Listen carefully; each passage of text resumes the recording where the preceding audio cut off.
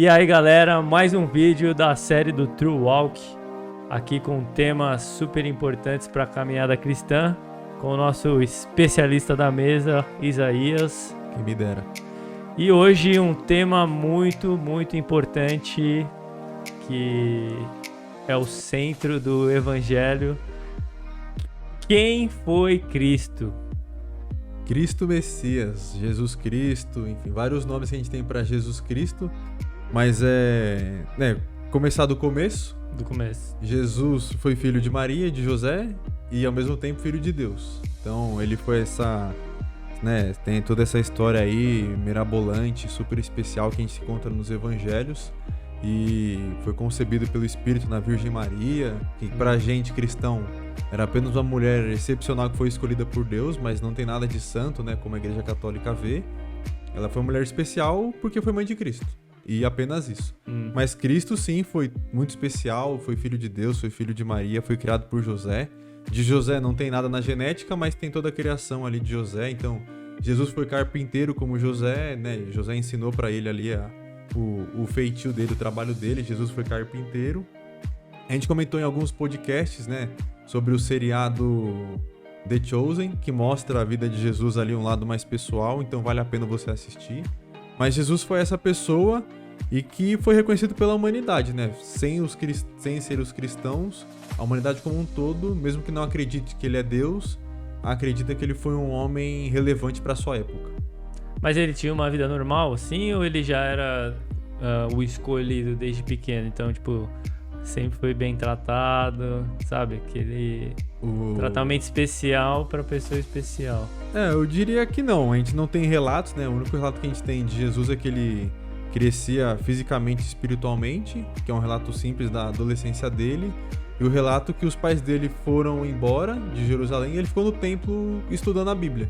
E aí depois de uns dias os pais dele lembram, mano, cadê Jesus? Achei que tava com você. Não, tava com você. Esqueceram, menino. E aí voltam, encontram ele, e aí ele fala, mas cadê? Onde você tava? Ele, eu tava na casa do meu pai. E aí, tipo, Maria olha pra José, tipo, tá, não era você, mas era o outro pai dele. Então, tipo, ele era uma criança normal, que deve ali, a gente não, se machucava, cortava ali, cortou a pele alguma vez, né? Como trabalhava com carpintaria, ele entrou uma farpa no dedo, devia sofrer alguma coisa ali quando criança, na adolescência também, né? Devia ser ali, mas a gente não tem um relato de que ele era uma criança especial ali. Ele realizou milagres, né? Ele era nesse nível de poder, mas ele era um homem humilde também, então ele sofreu, ele passou ali por dificuldades, né? Tem versículos que contam que ele chorou, que ele sofreu, que ele pediu pra Deus afastar o cálice de que ele iria sofrer, tem tudo isso. Tá, então essa é uma pergunta importante. Então, ele era um homem comum, mas ele é Deus? Ele era um homem comum, ele tinha que comer, né? Tinha que as suas necessidades, Jesus fazia as suas necessidades físicas também. Sim. E ele era totalmente Deus. Então, quantos homens você conhece que andou sobre a água? Quantos homens você conhece que multiplicou pães e peixes? Então ele fez vários milagres, né? E o mais importante de todos é quantos homens você conhece que morreu numa cruz e ressuscitou depois de 3 dias. Então ele ao mesmo tempo é 100% homem, filho de Maria, né? Nasceu ali como toda criança nasce, mas ao mesmo tempo ele é 100% Deus, germinado numa virgem ali, né? Sem nenhuma explicação. E esse é um dilema que, ao mesmo tempo que a gente não consegue explicar a Trindade, né, e como que um Pai, um Filho e um Espírito Santo são apenas um, a gente não consegue entender direito como que uma pessoa é 100% homem e 100% Deus. E uma coisa que talvez dificulte ou, né, ajude isso são as histórias que a gente tem, tipo o Hércules, que é um semideus, que é um homem, mas é um homem super forte, mas que tem suas dificuldades. O super-homem, que é o super-homem, mas tem a sua fraqueza também, que é a Kryptonita. A gente vê que Jesus não era um cara super forte, super musculoso, que ele não tinha nenhum poder, assim, né, físico, mas ele tinha um poder espiritual. A ligação dele com o Pai era, assim, era muita intimidade, né? Sim, mas quando a gente chegar no céu, a gente vai ver Deus, Jesus do lado, ou eles são a mesma pessoa? Eu, particularmente, acho que a gente vai conseguir ver Cristo e ver Deus, mas talvez seja uma visão que a gente foi criado, né, nessa infância, tipo, Deus vai estar lá, Jesus também, e não sei o que, uma visão criada através da EBD, de filmes e tudo mais. Tá, é o que você imagina, mas não é que é provado. É o que eu imagino, mas não tô dizendo que não, é assim que vai ser. Mas eu acho que sim, vai ser um ambiente top, do tipo... Não acho que a gente vai ficar pensando, será que vai ter futebol? Será que vai ter chocolate? Que são coisas que a gente gosta aqui. Acho que a gente vai estar tão entretido com a presença de Deus e a alegria de estar perto dele ali, que o futebol vai ser o de menos. E eu acho que sim, talvez a gente consiga ver Deus Pai, Deus Filho e Deus Espírito Santo. Não com formas humanas, mas a gente vai conseguir distinguir os três ali. Eu acho que sim. Então pode ser que a gente nunca mais veja Jesus de forma humana?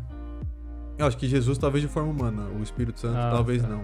Ou talvez os três fiquem brincando de trocar, sei lá. Eu acho que vai ser tão doido que isso vai ser o menor dos nossos problemas ou dos nossos pensamentos. Acho que a gente vai ficar louvando, tipo, eternamente. Tá, então pra finalizar, explica o que é Jesus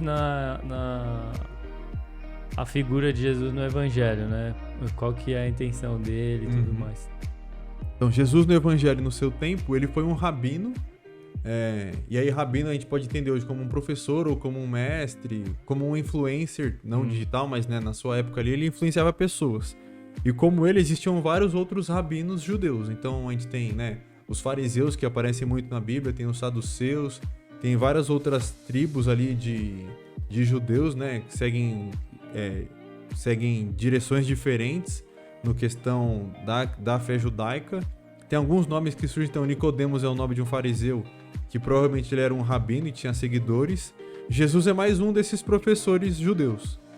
Só que, ao contrário de todos, ele vai totalmente contra, assim, o que era esperado, a religião. Ele meio que mas ele rompe totalmente com o judaísmo.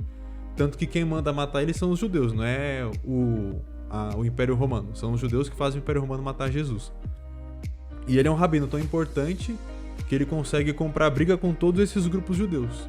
Então ele era um professor, ele dava palestras, né, ao vivo ali, as suas pregações, ele operava milagres, diferente de outros rabinos, né, os outros rabinos tinham alguns ali que faziam milagres em nome de Deus, em nome da fé judaica, né, mas Jesus fazia milagres e ele estava próximo das pessoas excluídas da sua época. Então, leprosos, eles ficavam, né, imagina que a cidade está aqui e os leprosos ficavam nas portas da cidade, porque eles não podiam estar dentro. As mulheres que menstruavam ou homens que tinham contato com sangue e estavam impuros, eles ficavam afastados da cidade. E Jesus estava perto dessas pessoas, né? Da prostituta, do leproso, dos que estavam em pecado. Ele estava com essas pessoas, do cobrador de impostos, seja Mateus ali, o discípulo, ou mesmo Zaqueu, que estava na árvore. Jesus vai jantar na casa dele. Jesus estava perto dessas pessoas, então ele rompe com tudo que existia na época. E o engraçado é que os judeus esperavam que o Messias fosse alguém que ia acabar com o Império Romano. Do tipo, o Messias vai ser o Superman ou vai ser o Thor da nossa época. Ele vai vir aqui, mano, vai arregaçar com tudo. E Israel vai ser de novo um reino... Era uma força política, né? Uma força política e principalmente militar. Do tipo, Israel vai ser de novo um reino como era na época de Davi. Tipo, as sociedades e as civilizações ao redor de Israel vão temer o povo de Israel quando o Messias chegar. E muito por causa disso, a maioria dos judeus não acreditava que Jesus era o Messias mesmo. Porque ele não veio pra fazer um reino terrestre, ele veio fazer o reino dos céus. Então ele não ia matar o Império Romano inteiro. Ele ia fazer o reino dos céus aqui na Terra. Então foi mais ou menos isso que ele fez nos evangelhos. E aí, além disso, né, ele ensinou, curou, expulsou demônio, multiplicou pães e peixes. Sim, isso foi o que ele fez na Terra. Agora, e na visão de Deus, assim, qual que foi a intenção de Deus em mandar Jesus pra cá? A visão dele e o objetivo de Jesus na Terra, e ele veio sabendo disso, era morrer pelos nossos pecados. Ser o sacrifício do sumo sacerdote. Isso já estava no plano dele, então ele já ia mandar Jesus pra cá, ele ia ser o rabino, ele ia fazer tudo isso. Mas no plano dele era para salvar... Sim, para salvar a humanidade. Tanto que a gente vê não toda a Bíblia, mas em diversas passagens, Jesus angustiado e pedindo para Deus passar esse cálice, né? A gente vê ali no Getsemane a oração dele, que ele ora ali e começa a orar em sangue, né? Saem gotas de sangue do olho dele. A gente vê que Jesus estava sofrendo e ele sabia disso. Então... E, né, tem na série The Chosen tem até uma especulação, né, a gente não sabe o quanto isso é real ou não, mas de que ele tem medo e ele fica adiando o início do ministério dele, porque ele começou o ministério com 30 anos. Então, do tipo, e o ministério dele começa na série The Chosen com a mãe dele perguntando, mas se não agora, quando? Então, tipo, você vai adiar até quando o seu caminho? Então, ele sabia o que ia acontecer. Ele sabia que ele ia acabar na cruz. E ele sofreu por isso, né? A gente vê que... Como humano, né? Como humano ele sofre, mas como Deus ele conseguiu suportar tudo ali, né? Tem vários estudos científicos que comprovam e tentam provar que nenhum humano normal aguentaria tudo que Jesus aguentou. Não só a cruz, porque isso era comum na época, mas todas as chibatadas que ele tomou antes, tudo que ele tomou antes, a coroa de espinhos, falaram que isso é muito para um ser humano. E ele morrer sem quebrar nenhum osso. Então esse também foi uma outra coisa que normalmente eles quebram os ossos da perna. Enfim, foi uma morte dolorosa, e acho que o filme que mais retrata isso é A Paixão de Cristo. É um filme pesado, mas que retrata um pouco do que foi o sofrimento dele. Beleza, e aí o que torna ele diferente dos outros? Se ele não ressuscitasse, ele seria só mais um. Se ele não ressuscitasse, ele seria mais um. Então, a gente tem o símbolo da cruz como um símbolo da Igreja Católica, o símbolo cristão, mas tem um movimento aí pequeno, mas que acontece, que o símbolo cristão não é só a cruz, mas é a cruz e o túmulo vazio, né? O túmulo, assim, a rocha com a pedra rolada pra fora. Do tipo, se fosse só a cruz, ele seria só mais um. Mas o que mudou mesmo foi o túmulo estar vazio 3 dias depois. Sim, senão ele ia ser só um líder. Tem até uma passagem que tá Paulo ali sendo julgado, e um dos judeus fala assim, tem tantas pessoas que falaram e que pregam tantas coisas, que deixa esse povo aí. Se Jesus for Jesus mesmo, a gente não vai conseguir parar. Agora, se Jesus for só mais um, daqui 5 anos acaba. Não precisa perder tempo matando esses caras. Um judeu que tava julgando Paulo e mais um apóstolo. Então, tipo, não, vamos matar esses caras, vamos prender. Não precisa matar. Porque se a gente matar esses caras, pode ser que a gente alimente mais a fé. Tipo, a gente vai fazer dele mártir. Se o que eles estão falando é verdade e for Cristo mesmo, a gente não vai conseguir parar esse negócio, essa avalanche. Perdão. Mas se for um negócio falso, se for um cara que não ressuscitou nada, daqui um ano, 2 anos, todo mundo vai esquecer quem é esse tal de Jesus. E ele foi muito especial, que 2 anos depois a gente tá aqui discutindo sobre a vida dele. Bacana. É isso aí, pessoal. Espero que... É lógico que esse assunto tem muito para ser discutido, mas foi uma explicação aí mais breve. Sim. Espero que tenha tirado suas dúvidas. Se você tem mais dúvida ou um assunto que você acha interessante, deixa nos comentários. Não esquece o likezinho, compartilhar esse vídeo para alguém aí que seja novo na fé, ou alguém que tenha as suas dúvidas. Uma boa maneira de você ajudar.